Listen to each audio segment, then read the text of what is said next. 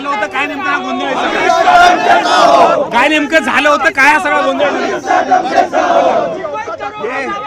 मंगल प्रभात जो हमारे इनको असलम से गाली दे रहा है वो पाकिस्तान का वो पाकिस्तान का असं सांगितलेलं त्यांनी। त्यामुळे अमितजींनी त्याला आव्हान दिलंय आणि आम्ही तर बोलतो लीग का पत्ता कडवा आहे, असलम शेख भडवा आहे।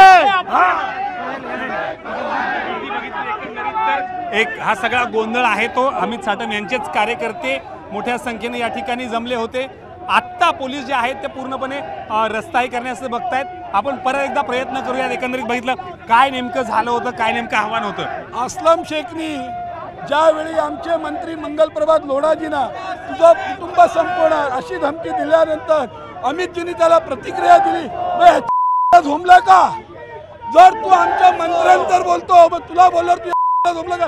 तू पाकिस्तानच्या औलाद आहे की हिंदुस्थानच्या औलाद आहे हे त्यांनी। आणि अमितजींना जर परत बोललं तर घरातून काढून मारू आम्ही। एकही जण सोडणार नाही, उलट जर बोललं तर एकही सोडणार नाही।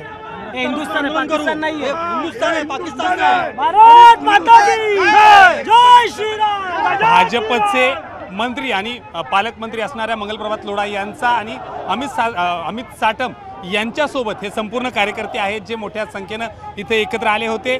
आंदोलन मात्र काँग्रेसचं होतं। आंदोलन काँग्रेसनीच भाजपच्या विरोधात केलं होतं। मात्र संख्या जी जमली अर्थात मोठ्या संख्येनं कार्यकर्ते जे इथं पोचले ते स्थानिक भाजपचे कार्यकर्ते अर्थात अमित साटम यांचे कार्यकर्ते आणि मोठ्या संख्येनं काही वेळ इथं गोंधळ पाहायला मिळाला। ऐन चौकात हा सगळा गोंधळ झाल्यामुळे काही वेळ ट्रॅफिकला देखील समस्या उभा राहिली। मात्र आता जी परिस्थिती बघितली तर पूर्णपणे परिस्थिती नियंत्रणात आणण्यासाठी हे संपूर्ण पोलीस जे आहेत ते मैदानात उतरले होते। आत्ता कुठलाही गोंधळ होणार नाही आणि यासोबतच सचिन